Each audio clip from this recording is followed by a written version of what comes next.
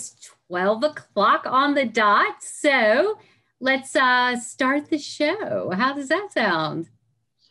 Sounds good. So I'm going to introduce myself. I'm Kendall, and I am the host of the SAP Book Club. And so a little bit real quick about the book club. The book club was formed so that everybody can have a place to go to learn something about SAP. And it's, authors have written all these books, and, it's a way of discovering something different that you haven't seen, or, some learning. And I think, everybody does the, everything's online nowadays. And so I think it's great to pick up a book again. That was the whole purpose behind this. And so a little bit about me. I am Kendall, and I'm based out of North Carolina, and I don't have an accent. And been around the whole SAP world for 29 years now, believe it or not. Next year is going to be the big 30.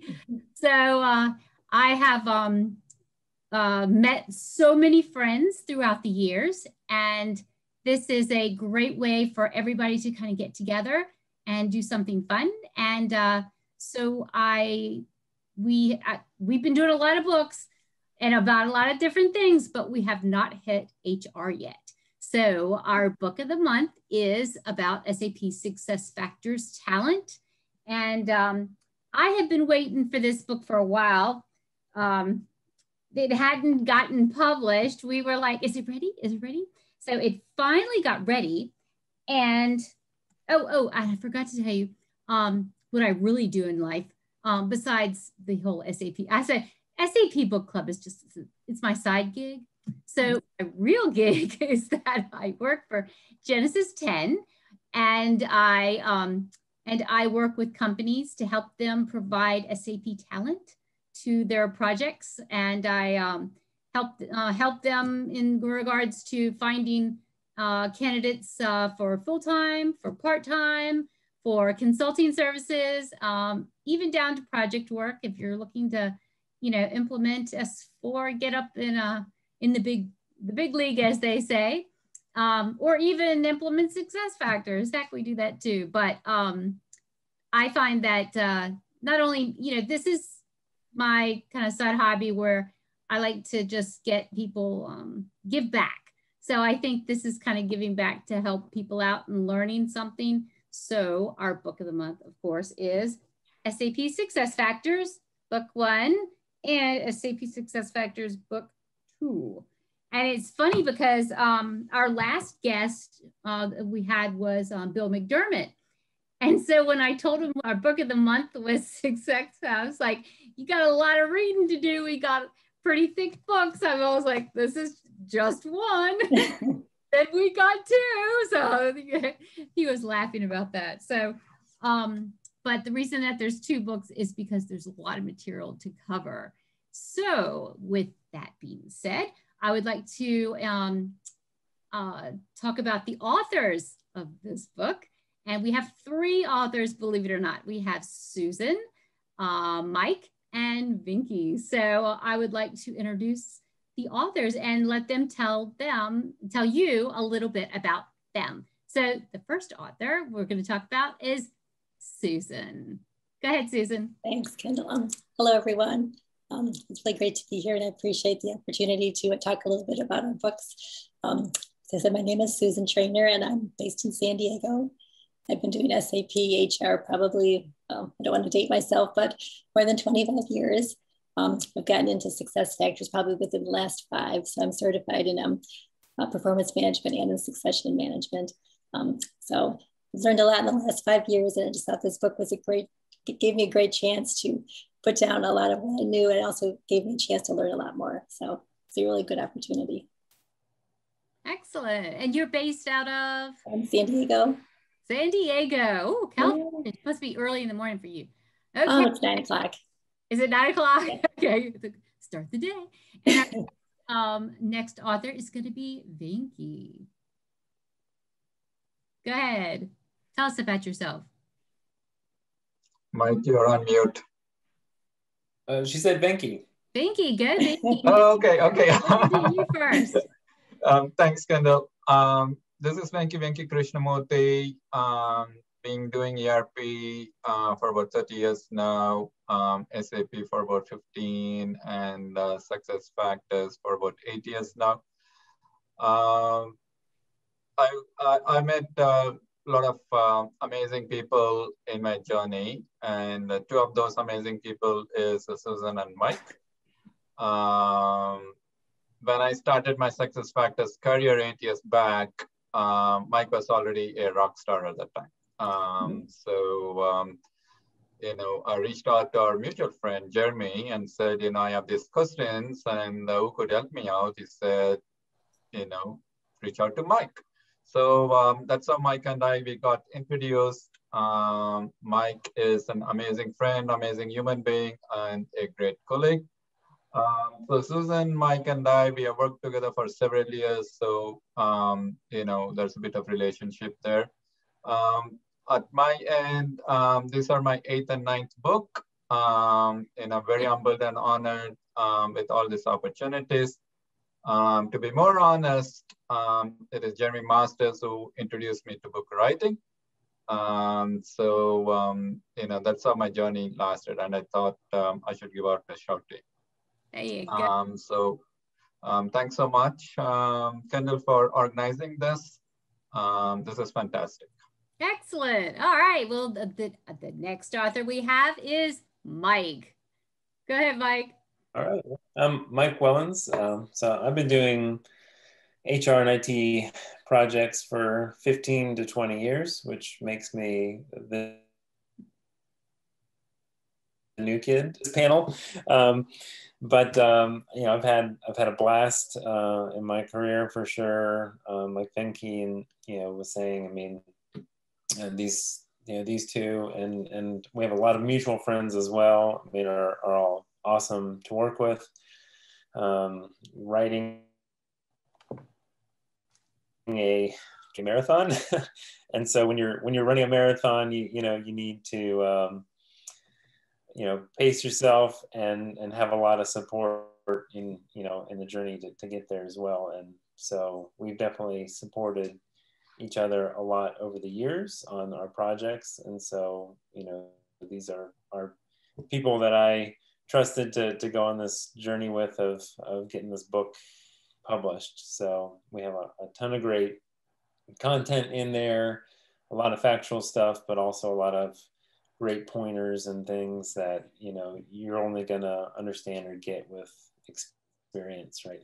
So how did the three of you meet each other? So is it for the book, Kendall, or in general? Just in general. Hey, how did y'all meet? Yeah, so Mike and we met, as I said, Jeremy introduced us. And then, for a couple of years, we never met in person till we met in one of the conferences.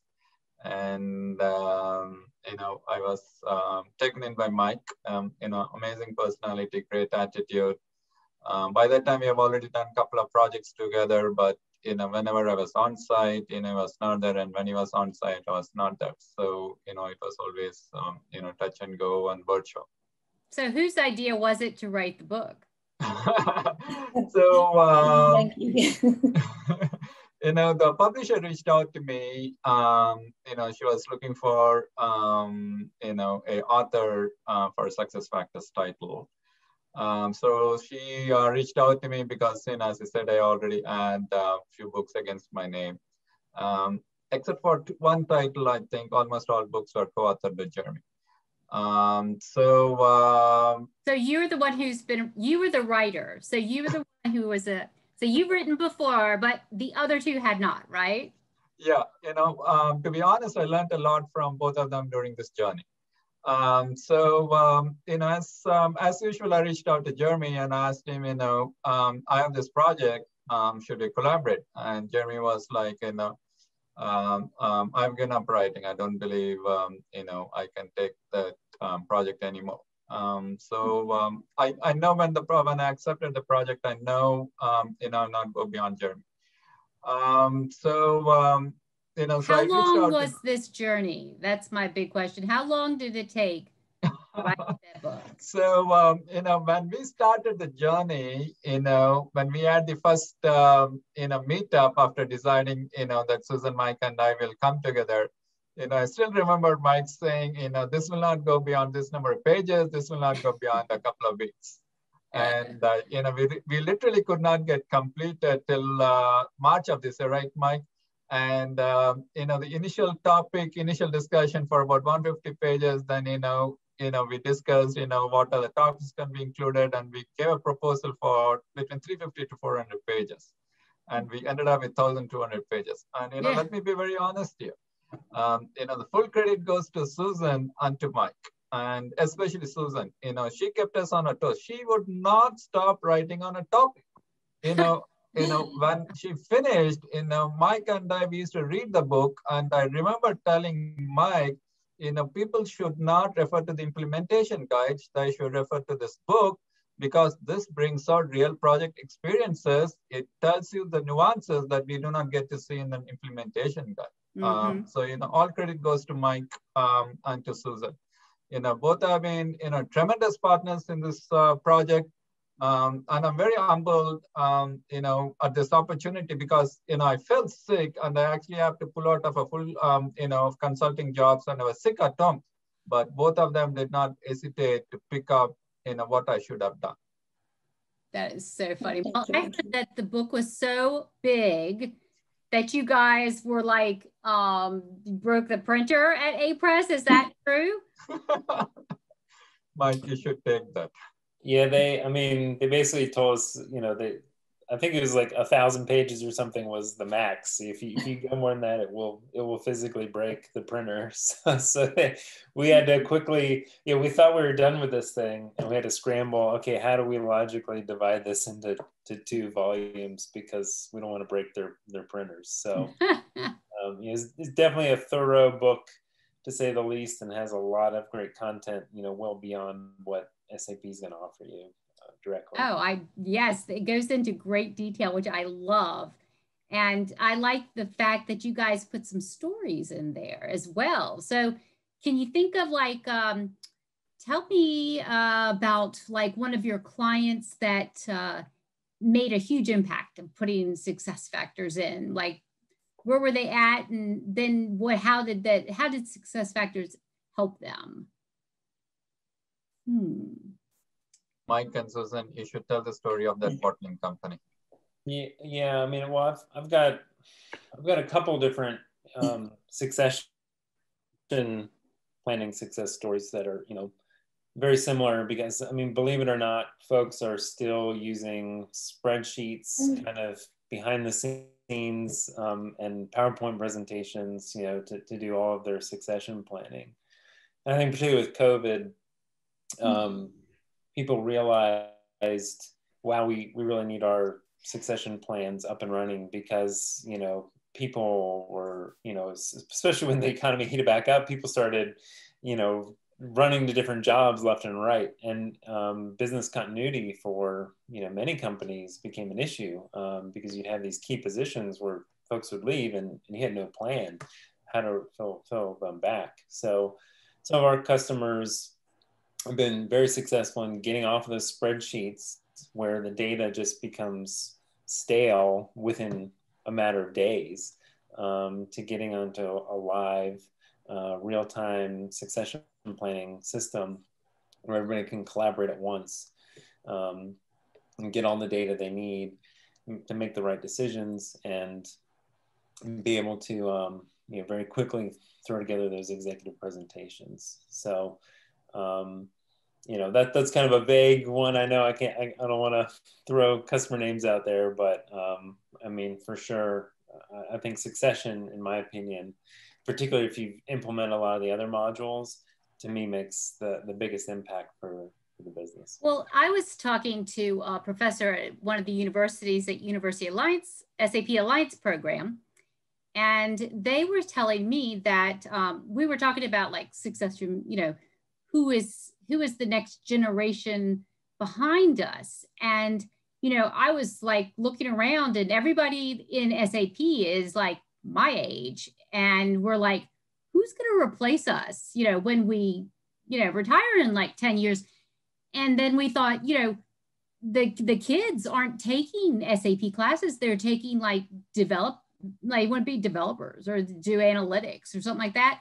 So then we were talking about how, you know, SAP and SuccessFactors are the core business. You have to have HR. You got to pay these people, you know, but we've got to get the younger talent to learn. And then when I started reading about the whole succession and how it's planned and how it goes to like performance reviews and it was a huge ordeal. And I was like, you know, that's fascinating because that actually does play into who's going to be filling the job after someone retires. And, you know, based on this guy's performance review is really good, or that he was, you know, that or this would be a great person here. And, you know, they took this type of training and that, you know, they learned this and that. So it was fascinating that that's being able to be tracked because I thought the same thing. Spreadsheet was, you know, I didn't realize it until, you know, I saw the whole thing in. So it has played a big, you know, factor, I'm sure, with several companies. Kendall, can I just take a couple of seconds? Sure. Mike and Susan, we'd like to give a shout out to Gabe Bowles. She's attending this. Gabe was our technical editor. You know, she was introduced to us by Mike, but, you know, this is the first time I met Gabe, but Susan and Mike, I know her very well. You know, Gabe did a very amazing job, a great job. She was very patient in going through all of our, you know, manuscripts and asking us pointed questions on why are you talking about this? Why are you sharing this? You know, I mean, she did bring, you know, an additional flavor to the book. Mike and Susan, if you want to add. Thank you. Thanks again, Gabe, for your support and help during the project. Yay. Thank you, Gabe. Snap. That is pretty cool. And I think she also kept us honest. I mean, I was going to say, yeah. It made me probably, I mean, I really made sure everything I wrote was correct. And I think just knowing that I had an audience, a technical writer that was going to be checking everything just made me double check and triple check everything just to make sure I didn't speak out of turn. Did y'all learn anything? Did you actually learn stuff when you put in this book together about, you know, different functions or features that like, oh my God, yeah. I did. You did? Yeah, I did. I mean, One since I was big shock. painstakingly going through every little detail of each of the modules, you know, I just tried to find things I knew that I had problems with and try and explain things, and then I ended up finding, you know, other things. So it was a learning experience, and it was really very valuable for me. So that was great. Was there anything that you guys learned by putting this book together that you were like, I had no idea, or that if I had known that, oh my gosh, was that, or anything like that that kind of just stood out? I think for me, it was, I wish this book had existed when I first started with SuccessFactors, because it was a very painful process just to get going, because there wasn't a lot of documentation. It was hard to get answers, and it was maddening. The implementation guide wasn't really specific on things. So it spent hours and days just trying to figure things out. And, you know, as I went along, I learned things. I'd write things down, make little screenshots, make my little how-to documents. And, you know, over the years, I've got a huge amount of these documents, and it just, yeah, I thought it would be nice to be able to share what I learned, because it was a painful experience, as Mike can attest, because we worked together on my first project. And I mean, it really is helpful to know all these little ins and outs and the details. So it was great to be able to put it all together and put it in one spot.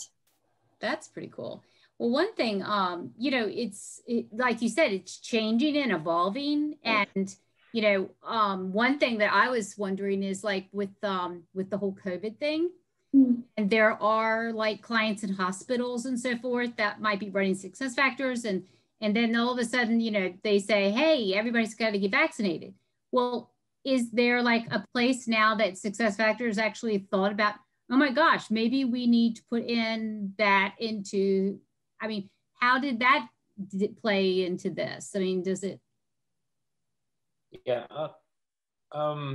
So probably I'd store that kind of information on Employee Central. So the book covers more of the talent modules, but I did have customers on Employee Central. They they didn't record if you had the vaccine or not, but they would record the type of position. And, you know, in terms of, is it going to be in a location where there's a lot of other people in close proximity? Is it a remote position, that kind of thing? So with, you know, with the MDF, you can expand what the structure of all the different data objects looks like, and you'll be able to add fields like that to them. So the talent modules are catching up with the MDF slowly over time. You know, recruiting's got quite a bit of them, but you know, the job profile builder has a lot of MDF objects now, and we cover some of that in the book as well. Well, I remember I was asking you about the whole job profiler. I was like, who writes all of the job descriptions? I was like, you know, how does it work? And you were like, the job profiler. I'm like, what? Can you kind of explain how that works? Venki, you want to take that one? That was your chapter. Yeah, the job profile builder is still you know, very popular with many of the customers who are on a talent journey, because it acts as a glue to many of the talent modules. You know, career development, requisition, learning, you know, succession, performance, career development planning. So yeah, the job descriptions, maintaining them, it's painful, but once you migrate it over to SuccessFactors, it's not that painful. You know, learning how to import the data into job profile builder is not a rocket science. You know, I've seen customers who have started a, you know, oh my gosh, how am I going to go get this done? And ended up, you know, teaching me a couple of tricks. There are also third-party providers, you know, who provide that content that can also be imported into SuccessFactors. So if you are in a talent journey, you know, I'd strongly recommend that you take a look into Job Profile Builder. You know, it's like, you know, the seat in a three-legged stool. You know, there's no point in having a three-legged stool if you cannot sit on it, and that's where, you know, Job Profile Builder builds it, fits it. So the recruiting department, so they would talk to like one of the managers and so forth, and the managers is like, you know, hey, I need, you know, an SAP FICO, and they're like, well, more detail. And then did they just go into the job profiler and then start picking like, okay, FICO, and then it starts bringing in pieces of like, you know, things that an FICO person would do, and then they can go back to the manager and say, hey, does this look right? And I mean, is that kind of how it works? Yeah, your understanding is, you know, is pretty much aligned. You know, many of the hiring managers, they really do not have the time, you know, to fill in the entire requisition, right, when they create the requisition. So they're basically going to say, you know, this is the position that I want to fill. And then, you know, that's where the job profile builder builds it. So, you know, the recruiter basically be going to the job profile builder, you know, pick out SAP HCM or SuccessFactors. There might be several, you know, descriptions of SuccessFactors, but they will probably pick something that is very closest to what this person will be doing based on the manager's requirement. They pull into it, and they also have the ability to customize it further, add more details specific to what they're looking for. It also seems like compensation plays a big part. Like a lot of times they'll already have written their own job descriptions. So then a lot of that information gets incorporated in with recruiting. So then they can actually use all that information in the job profile builder. So it's an arduous task to actually get all the job descriptions written, especially when you've got hundreds of thousands of jobs. So there's a big pain point when you actually start out. But once you get the job descriptions, you know, set up and then get the job profiles built, I mean, then it's just a matter of maintaining that in the system. Clearance of passwords became inactive. I was looking at one of the questions somebody submitted about key position compromises in your job description hierarchy.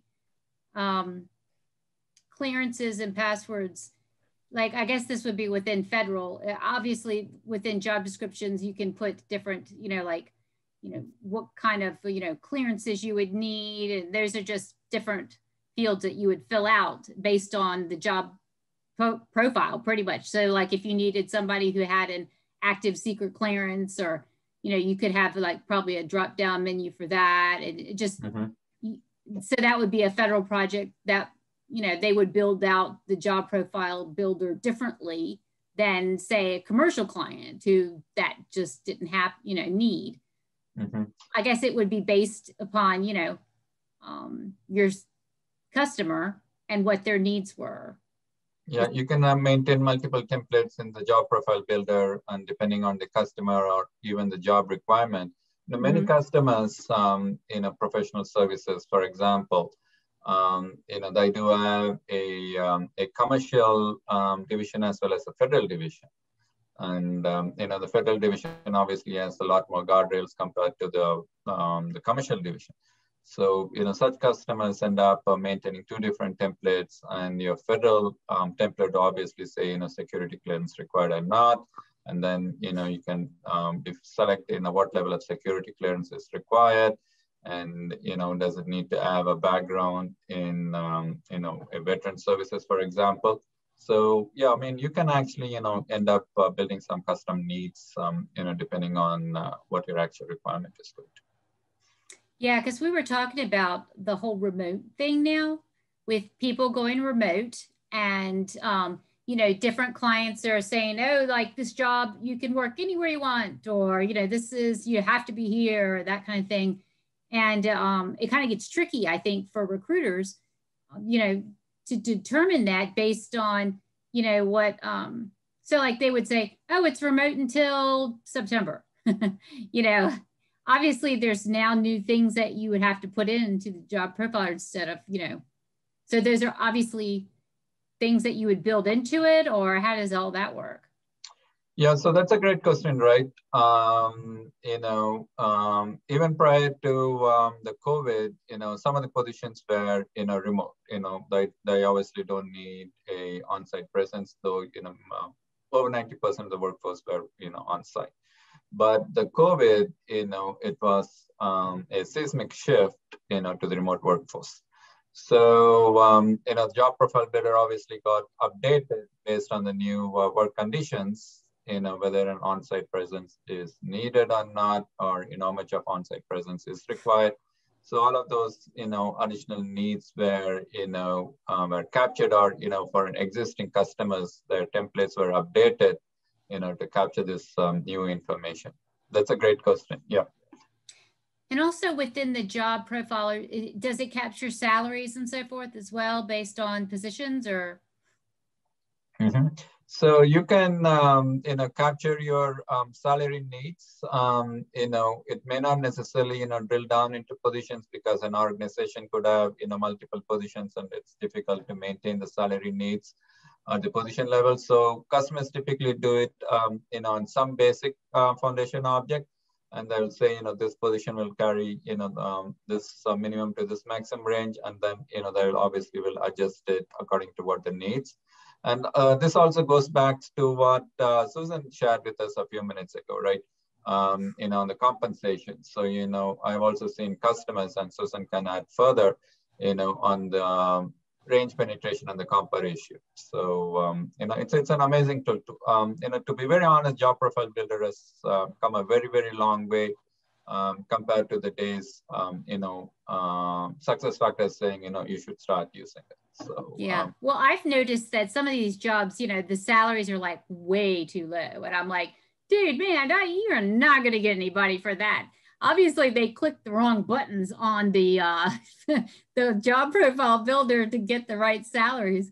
But also, like with the remote, does that have do they like, is there a place in there where you can say like, okay, if it's remote, the salary is going to be less, or, you know, you get, you know, then on-site person? Is there like a gauge in there or something they could put in or something? Yeah, Susan and Mike can chime in on this, but I don't believe it's a good HR policy or an employment policy to say, you know, if you're remote, your salary is going to be different compared to, you know, where you are on site.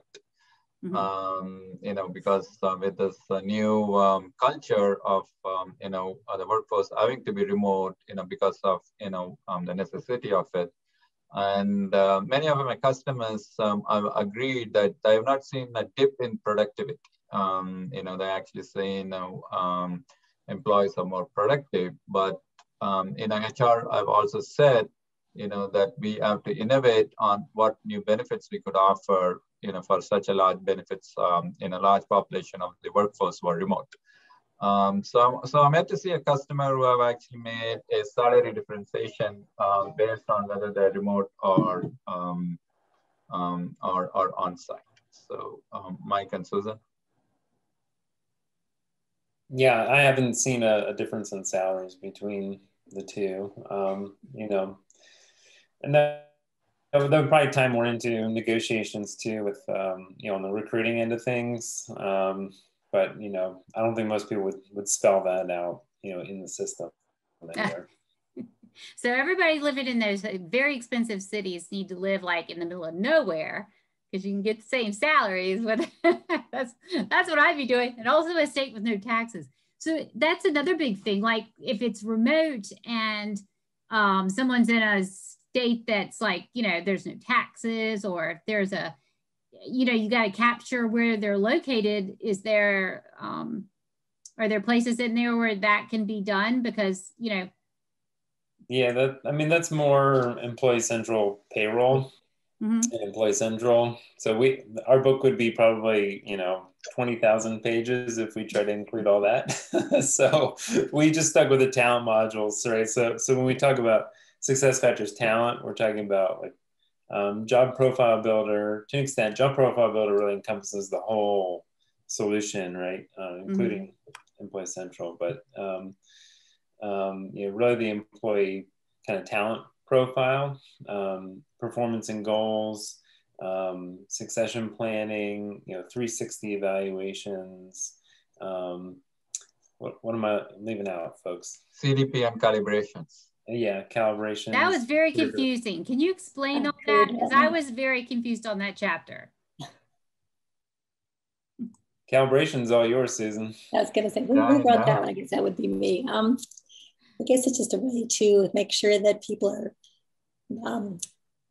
rated equally across the organization, because maybe some managers aren't as objective as others. So it doesn't seem fair to have people getting these extraordinary ratings when people that probably are doing the same job are getting a lower rating.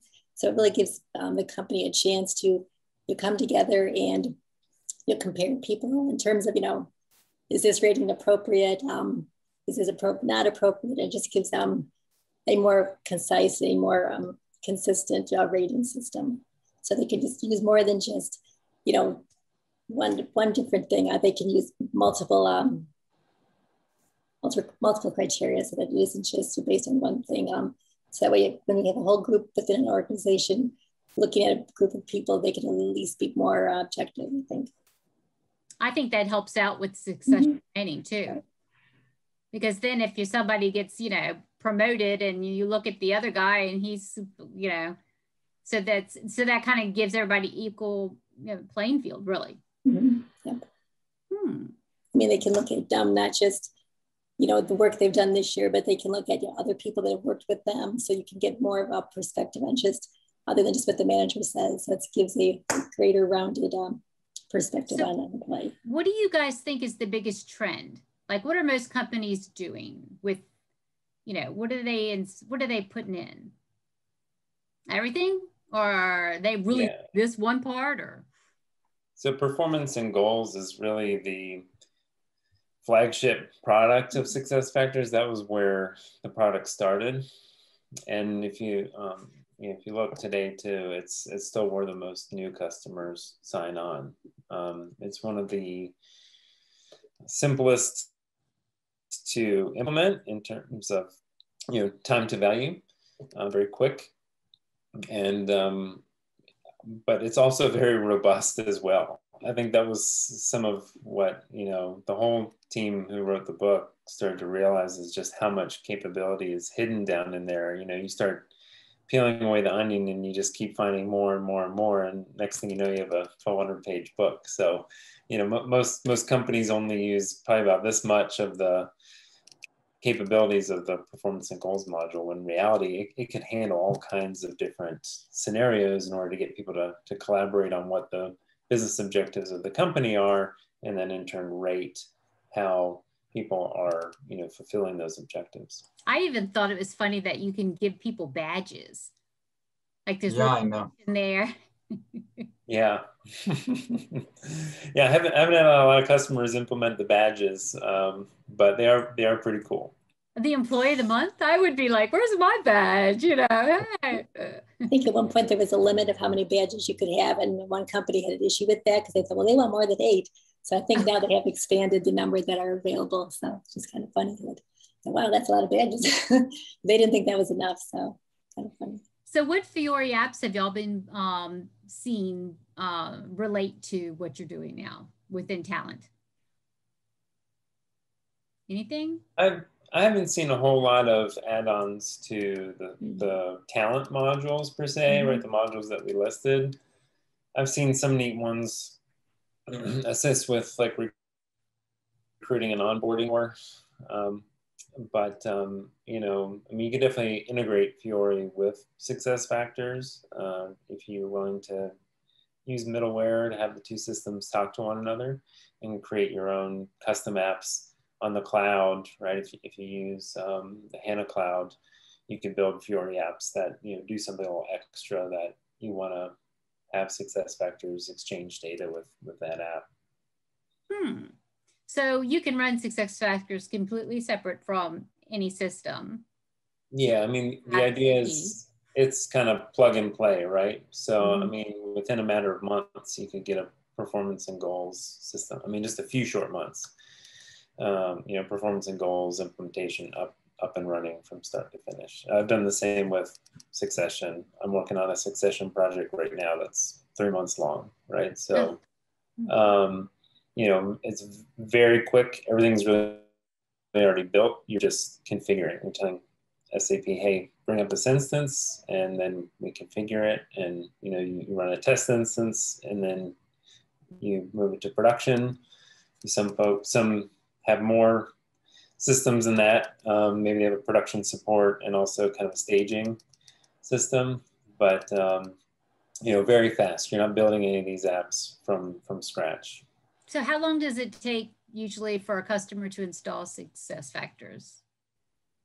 You don't have to install it. You request an instance and it's there and it functions, and you're just configuring the kind of the nitty-gritty details of what, what's the exact process flow performance form should go through. Should go through employee first and then manager, or should the manager start it, right? What fields are being added to the goal plan, those kinds of things. But, so you'll sit down and do a lot of workshops with HR and figure out what they would like it to do, or what would they like to do, or you have 3? Not a lot, 3. It's usually done 3 iterations.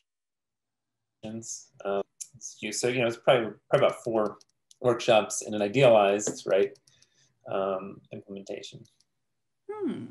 Interesting. Some customers have a very strong idea of what they want going in.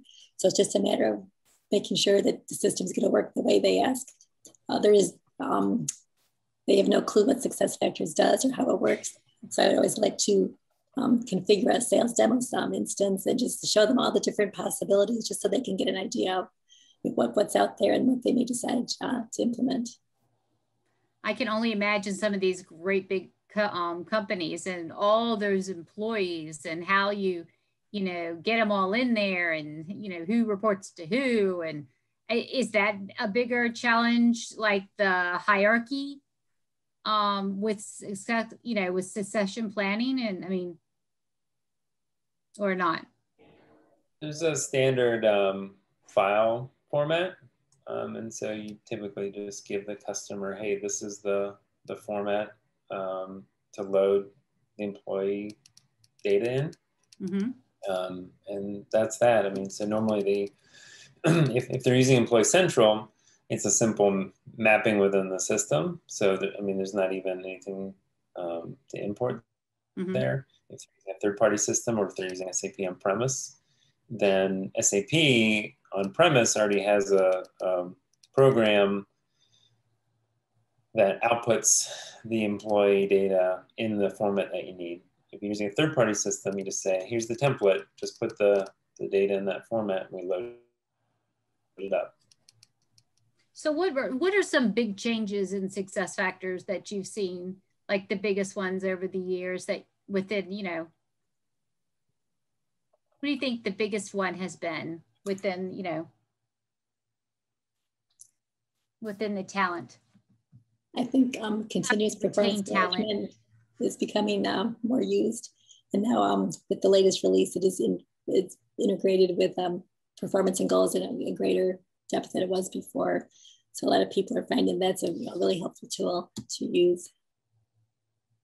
Yeah, because I've noticed that recruiting and retainment are the big things now that companies are going after. And how do you, you know, how do you find it? And how do you retain the talent? And how do you keep the talent? So this whole, you know, what you guys wrote is really all of that. That's it in a nutshell, isn't it? Yeah, you know, as we said, you know, the book brings in our live project experiences. As you rightly said, you know, recruiting and retention are the highest cost, you know, that an employer, you know, incurs in their headcount budget. And this book kind of covers, you know, what we thought are the practices that we implemented at the customer locations. You know, it could vary from, you know, scenario to scenario, customer to customer, industry to industry, geography location to geographic locations. But the core theme on how you can leverage success factors, you know, to minimize the cost of your hiring and retention is kind of, you know, spelled out in that book.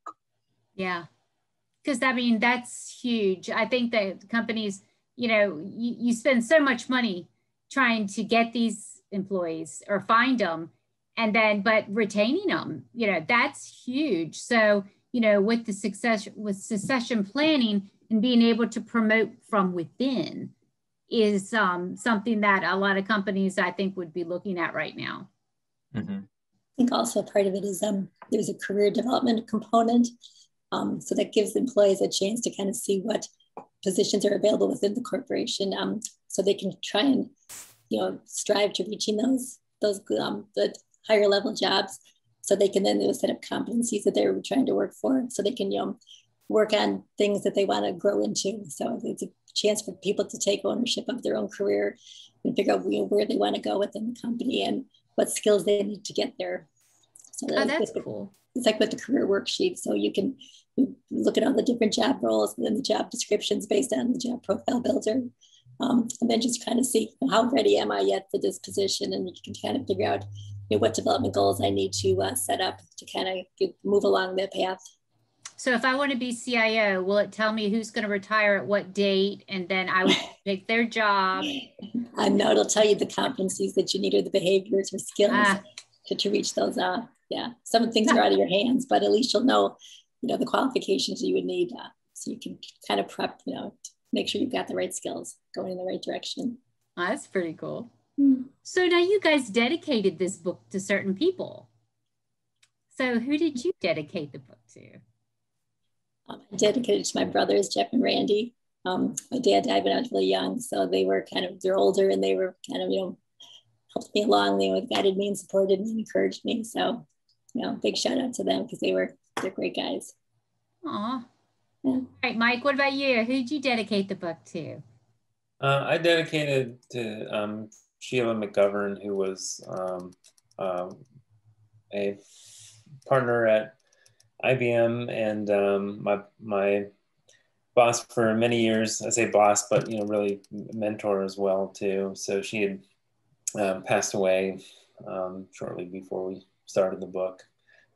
So I know she had a huge impact on a lot of consultants' careers. And so she was the one who said, you know, when SAP bought SuccessFactors, she said, okay, you know, I know Mike's real sharp at figuring things out quick and helping others to learn.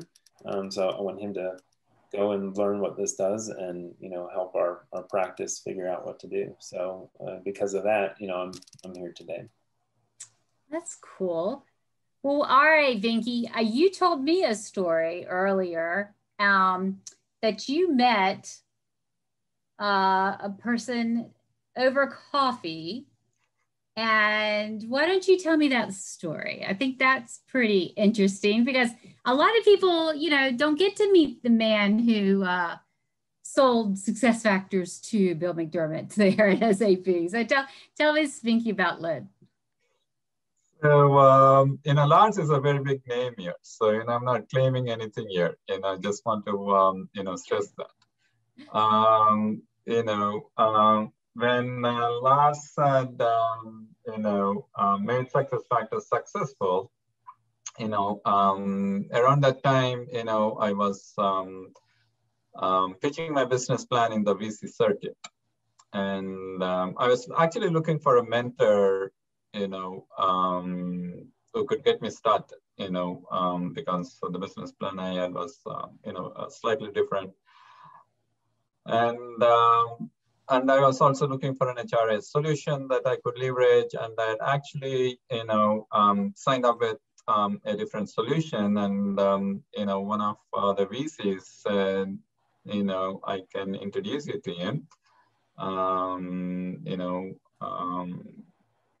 Exchange some notes with.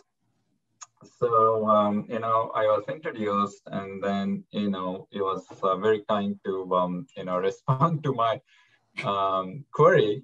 And then, during one of his many travels, he said, I asked him when we can meet, and during one of his many travels, he said, I'll be on this place on so-and-so date. If you want to travel there, we can spend some time together. So, we ended up in a meeting in a coffee shop. Towards the end of our meeting, this is what he said, you're going to get a lot of, people who are going to discourage you, who are going to demotivate you. And you're going to get a lot of people who are going to say, do you really believe in your concept? But, if you want to be successful, follow what your gut says. And if you want to be successful as an entrepreneur, have the fire in your tummy and see to it that you never lose yourself. And, never give up on your dreams. Oh. So, what Lars did is amazing. He literally innovated the market. Cloud was still there. Oracle at that time had introduced Oracle on Demand, and Exodus was a big name. But the specific, very niche, HRIS on the cloud, Lars literally innovated. And to, as Mike said, for a very long time, performance management was the flagship for SuccessFactors. And when SAP started looking into it, started doing the due diligence, I have an inside story, which obviously I cannot share it here. It was because SuccessFactors was beating SAP in the performance sales. Big time. What do you mean? It's really beating the SAP. Yeah, really beating them. Terrible HR system at that time. Yeah. So, that made the SAP team leadership to have a second look on what this SuccessFactors is all about. And, they started hitting the market, make some acquisitions. They were interested in one particular application, but, their ask rate was a lot more than they looked at something else, they didn't. But I did get introduced to Mike Ettling, who later went on to, to lead SuccessFactors into the maturity that we see today. And that's where, they looked at SuccessFactors and they acquired it. A lot of things happened before they made the acquisition. But one thing that, we should all thank the leadership at the time is, to the extent possible, they made sure that the culture of SuccessFactors is retained. SAP is not known for the quick innovation cycle that we see today, and it was the first company that said, we're not going to go and change our name to SAP. We want to stay success. They wanted culture to stay the same. So that they were the first, weren't they? Mm-hmm. So Yep. was it Lars that was all into that? Yeah, I believe when Lars agreed to come on board, one of the things that, he demanded is, that the innovation and the entrepreneurial spirit and the quick cycle and keeping your ears to the ground to listen to the customers' voices should be retained. The Qualtrics person also, demanded around the same, thing that, the innovation should be retained. These are all the leaders, who literally, created the market. And employee experience has been around, for a while, but it never went mainstream till Qualtrics, made us sit up and realize, what experience management is all about. And same credit goes to Lars, for getting us, to understand what innovation means and how relevant it is to employee management. And how long did you work at SuccessFactors? I never really worked for SuccessFactors. I was with SAP, okay. Yeah, I got to meet Lars because, I was doing something on my own and, I wanted to, bring in some additional qualities. And I really didn't know where to get started. And, Isn't it amazing how you bump into people and then later in life, you're like, oh my gosh, that was him? I can't believe it. Yeah, when I met Lars, I literally got, shocked because, the man was oozing with confidence. He was literally saying, no, the world is there for you to conquer. And, I'm going to every word he spoke. And, I have no hesitancy to say, it made a huge difference.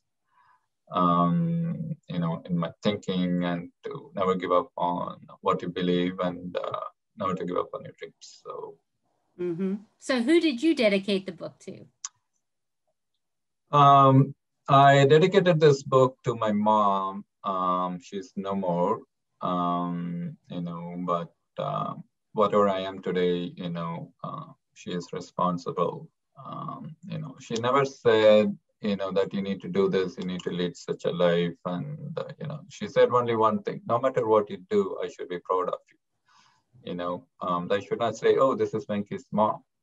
I'd be very happy to hear that. But, prior to saying this, I should say, this is, our son, which means it's a direct reflection on me bringing you up and making you the man you are. Never forget your roots. Those were the, exact words. She said, no matter what you do in life, do not forget your roots and make sure you take people along with you to help them grow and mature, just as, I help you come up. Not every human being is blessed, to have people, show them what they need to be. And she said, never hesitate to, to extend an arm. So, well, I think that all three of you had done an amazing job writing this book, and you're all blessed. I don't think I could have written 1,000-page book like you guys did. And when the pandemic helped. too. So I was, is there going to be updates to the book, or is there, tell us about how y'all are going to continue, keeping it current and live and so forth. Yeah, we may do a, periodic update, but we also have worklogics.blog. You can go there every quarterly, or excuse me, it's not quarterly anymore, thank goodness. Twice annually, the SAP does their releases. And so there we do a review of those releases. So, if you want to make sure that you're up to date, you can check there. And that'll be That's cool. And do you guys do any other kind of blogs, or do y'all do any kind of, anywhere else of learning? Yeah, I tweet. Twitter is it's a good place. I don't blog that much, but I do read other people's blogs. You know, one of the new nice cultures about SAP is, you know, the products team, almost all of them are on Twitter, and they do not hesitate, you know, to contribute their knowledge on product innovations or what SuccessFactors is all about. So, you know, that's, to me, you know, that's been an amazing experience so far. And LinkedIn, you know, I'm part of, you know, about 10 other people or 9 other people who maintain a LinkedIn group dedicated to SuccessFactors. It was started and matured by Jarrett. But Jarrett has taken an early retirement, which he deserves, and he pulled together this team. So, you know, a lot of nice conversations in that LinkedIn group, you know, on and off. You know, I also contribute to it, but, you know, my contributions has almost always been, you know, linking to the SAP blogs. But Sven, who is also in this call, he does an amazing job of pulling together his HSX, Human Experience Management video series. So, you know, if you haven't seen it yet, you know, do take a moment. Well, I would like to end this call with one question to each of you. Ready? So during the months that I've been talking about your book in the book club, I have been featuring various animals. I don't know if everybody's been checking that out, but I read to the animals your books. So I figured, you know, who would like technical books? Well, these animals will. So which animal was your favorite? I had, let's see, we started off with the horse. Then I went to a bunny, rabbit, and then I went to dog. And then I went to the bearded dragon. So which one was your favorite? I went with the dog because he just looks so sweet and cuddly, and just the lizard, I'm just not into reptiles. So I think the dog is my favorite. What about you, Venki? Which was your favorite?